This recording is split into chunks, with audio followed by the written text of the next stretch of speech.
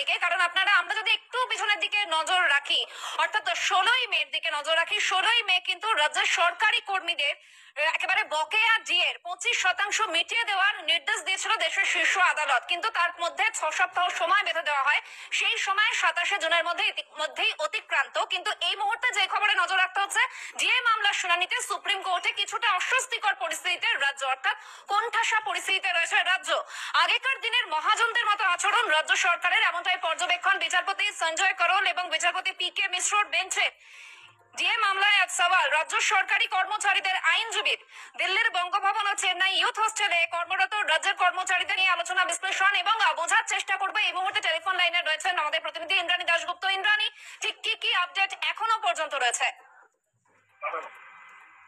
মামলা নিয়ে রাজ্য সরকার কোণঠাসা দেশের শীর্ষ আদালতে। গতকাল বিচারপতিরা কপিল সিব্বল রাজ্যের আইনজীবীকে জানিয়েছিলেন যে আপনার ক্লায়েন্টকে বলুন দিয়ে দিতে, যে 25% দিয়ে দেওয়ার কথা বলেছিলাম সেটা চাইলেই রাজ্য দিয়ে দিতে পারে, কেন দিচ্ছেন না তারা, ক্লায়েন্টকে বোঝান এই দিয়ে সরকারি কর্মচারীদের দিয়ে দিতে। এবং আজ যখন শুনানি শুরু হয়, গতকাল সারাদিন রাজ্যের আইনজীবীরা নিজেদের বক্তব্য রেখেছিলেন। আজ যখন শুনানি শুরু হয় তখন কিন্তু বিরোধী পক্ষের আইনজীবীরা তাদের বক্তব্য রাখেন। তো রাজ্য সরকারি কর্মচারীদের যে সংগঠন, তাদের পক্ষ থেকে প্রথমে বক্তব্য রাখেন আইনজীবী সুব্রমণিয়াম, এবং তিনি যেটা বলেন যে এই মামলা নিয়ে রাজ্য সরকার প্রথমে হাইকোর্টের সিঙ্গেল বেঞ্চ এবং ডিভিশন বেঞ্চে হেরেছে, ট্রাইব্যুনালের রায়ও রাজ্য সরকারি কর্মচারীদের পক্ষে গেছে। তিনি বলেন যে ডিএ হলো রাজ্য সরকারি কর্মচারীদের এমন একটা অধিকার যা মূল্যবৃদ্ধির সাথে সাথে বাড়তে থাকে, অর্থাৎ দিয়ে দেওয়া রাজ্য সরকারের কর্তব্য। রাজ্য সরকারি কর্মচারীরা দিয়ে দেওয়া হয় এবং একাধিক পে কমিশন কিন্তু এই দিয়ে দেওয়ার পক্ষেই সওয়াল করেছেন, কারণ যেভাবে মূল্যবৃদ্ধি হয় তাতে দিয়ে যদি না বাড়ে তাহলে রাজ্য সরকারি কর্মচারীদের জীবন ধারণ প্রায় অসম্ভব। তিনি আরো যেটা বলেন যে 2006 থেকে 2008 এবং 2019 থেকে 2021 পর্যন্ত রাজ্য সরকারি কর্মচারীরা দিয়ে পাননি। এই কথা শোনার পরেই কিন্তু সুপ্রিম কোর্টের পর্যবেক্ষণ যে রাজ্য সরকার মহাজনদের মতো আচরণ করছে, অর্থাৎ পুরো দিনে যে ব্যবসায়ীরা ছিলেন তারা এক খাতের টাকা সরিয়ে অন্য খাতে ব্যবহার করতেন এবং এর ফলে শ্রমিকরা বঞ্চিত হতো, ঠিক সেরকম ভাবেই কিন্তু রাজ্য সরকার ব্যবহার করছেন। এটা অত্যন্ত গুরুত্বপূর্ণ একটা পর্যবেক্ষণ।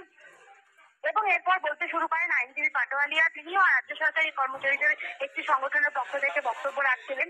তিনি বলেন যে বিভিন্ন জাজমেন্ট তুলে ধরেন তিনি, এবং বিভিন্ন জাজমেন্ট তুলে ধরে তিনি এটা প্রমাণ করার চেষ্টা করছেন যে বিয়েটা রাজ্য সরকারি কর্মচারীদের হক, তাদের পাওনা, তাদের পাওয়া উচিত বিয়েটা। এবং এইভাবে কিন্তু ধীরে ধীরে এই যে শুনানি সেটা এগোচ্ছে।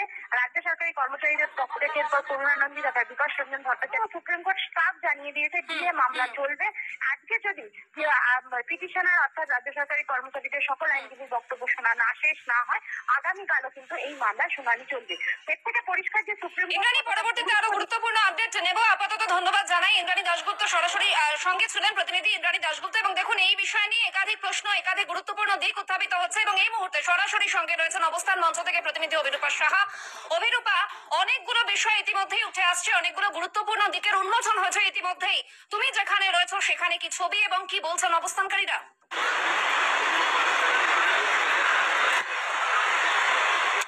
দেখো, আজকে সুপ্রিম কোর্টে ডিএ মামলার শুনানি ছিল এবং খুব তাৎপর্যপূর্ণভাবে সুপ্রিম কোর্টের যে পর্যবেক্ষণ, সেখানে তারা আজকে কোট আনকোট বলেছেন যে রাজ্য সরকার একেবারে মহাজনের মতো আচরণ করছেন।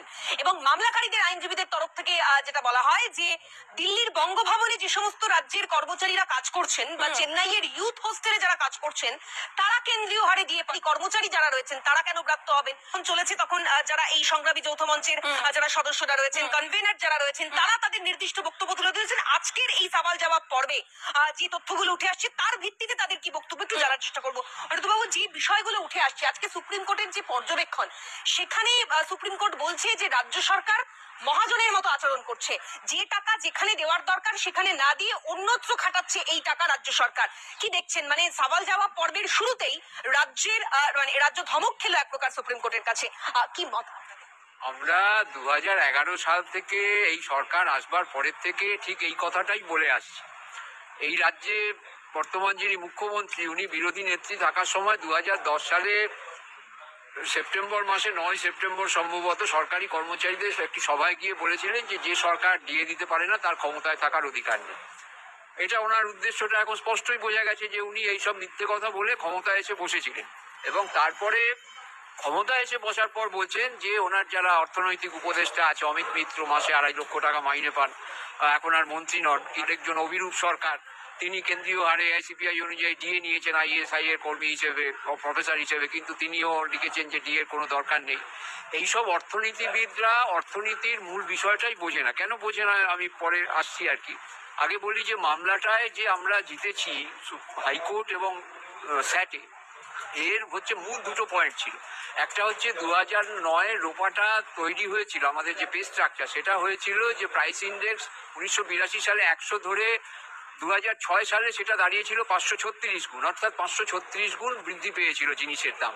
সেই হিসেবে আমাদের বেতন নির্ধারণ হয়েছিল। এবং ডিএটা তো কোনো অতিরিক্ত টাকা নয়, এটা হচ্ছে আমাদের যখন 100 টাকায় বেতন নির্ধারণ, ধরুন 536 টাকা থেকে 100 টাকা ধরলে, যেটা জিনিসটার দাম যখন 120 টাকা হয়ে যাবে, সারা ভারতবর্ষে কিন্তু তাই, পেট্রোলের দাম, সর্ষের তেলের দাম, চাল, আলু সব সারা ভারতবর্ষে একই দাম মোটামুটি গড়ে। পশ্চিমবঙ্গে কোনো কোনো জায়গায় তার দাম বেশি, আলুর দাম। সেই যে 120 টাকা খরচ হবে আমার, এই 20 টাকাটা কে দেবে আমার পরিবার প্রতিপালন করার জন্য, একজন কর্মচারী হিসেবে বা একজন অবসরপ্রাপ্ত কর্মচারী হিসেবে? এই টাকাটাই হচ্ছে all India consumer price index অনুযায়ী মহার্ঘ ভাতা হিসেবে সারা ভারতবর্ষ দেয়। এবং এখানেও দেওয়ার কথা সরকারি কর্মচারী এবং বোর্ড কর্পোরেশন, পঞ্চায়েত, শিক্ষক, তাদের গ্র্যান্টিং এডের মাধ্যমে, এবং সরকারি কর্মচারীদের ফিনান্স কমিশনের মারফত কেন্দ্রীয় সরকারের এই টাকা আসে। এই কথাটা আমরা হাইকোর্টে তুলে ধরেছি। 1 নম্বর পয়েন্ট যে আইসিপিআই অনুযায়ী ডিএ এই কারণেই দিতে হবে যে পে স্ট্রাকচার 2016 যে রোপা, মানে 19-এর রোপা, মানে 16 থেকে চালু হয়েছে, সেখানেও এই একই ব্যাপার যে ওটা হচ্ছে ওই 1638 পয়েন্ট প্রাইস ইন্ডেক্সে তৈরি হয়েছিল। এইটা আমরা হাইকোর্টে বোঝাতে আমরা সফল হয়েছিলাম। এবং তার পাশাপাশি আরেকটা পয়েন্ট ছিল যে আপনি যেটা বললেন যে একই সরকারের অধীনে কর্মরত অন্য রাজ্যে, যেমন দিল্লিতে বা চেন্নাইতে, যে তাদের কিন্তু পার্মানেন্ট অর্ডার করে 1 জানুয়ারি এবং 1 জুলাই এআইসিপিআই অনুযায়ী দিয়ে দেওয়া হচ্ছে। হাইকোর্ট বলেছিল যে এই ডিসক্রিমিনেশন কোনো সরকার করতে পারে না। এবং এই টাকা যে বারবার অন্য খাতে খাটানো হচ্ছে, যে আমরা এখানে 2 বছর 7 মাস ধরে বসে আছি, মুখ্যমন্ত্রীর কাছে বারবার হিসেব চেয়েছি যে ডিএ খাতে যে টাকা এসছে কে যদি সাহস হয়নি হিসেব দেওয়া। আজকে আমাদের যারা আইনজীবী আছেন তারা এটা সুপ্রিম কোর্টকে বোঝাতে সক্ষম হয়েছেন, এই জন্যই সুপ্রিম কোর্ট এই তিরস্কার। আসবো আরো কয়েকজনের কাছে। যে বিষয়গুলো উঠে আসছে, মানে সুপ্রিম কোর্ট সে প্রথমেই তিরস্কার করলো আজকে রাজ্যের সরকারকে, এবং যেটা মূলত বলা হচ্ছে যে একই রকম যে দ্বিচারিতা আচরণ রাজ্য সরকার করছে, এই অভিযোগ আপনারা আগে আপনারা নিজেরাও করেছিলেন।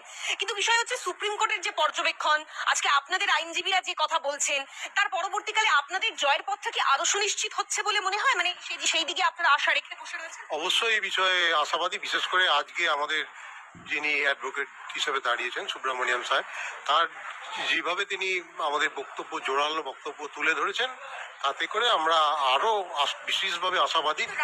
রাজ্য সরকার বলছে যে সুপ্রিম কোর্টের দেওয়া নির্দেশ তারা কার্যকর করতে চায়, কিন্তু তাদের সময় লাগবে। এটা কিভাবে? এই সময়টা তাদের কোনোদিন জীবনে আসবে। উনি যদি 600 বছর রাজত্ব করেন, 600 বছরের মধ্যেও এই সময়টা দেওয়ার টাকা কোনোদিন আসবে না। কারণ ওর একটা নির্দিষ্ট পলিসি নিয়ে উনি চলছেন 11 সাল থেকে ক্ষমতা আসবার পর। সেই পলিসিটা হচ্ছে যেখানে টাকা খরচা করলে আমি কাটমানি পাবো, তার অথবা কালীঘাটে অথবা ওই ক্যামাক স্ট্রিটে এসে পৌঁছবে, আর নয়তো যেখান থেকে টাকা খরচা করলে ভোট ব্যাংকটা পরিপুষ্ট হবে। একেবারে অবস্থান মঞ্চে 923তম দিন, এবং সেখান থেকে একদিকে যেমন আমরা দেখলাম কোণঠাসা পরিস্থিতি সুপ্রিম কোর্টে ডিএ মামলার শুনানিতে, এবং একাধিক প্রশ্ন অবস্থানকারীদের তরফ থেকে তোলা হলো। আপাতত ধন্যবাদ অভিরূপা।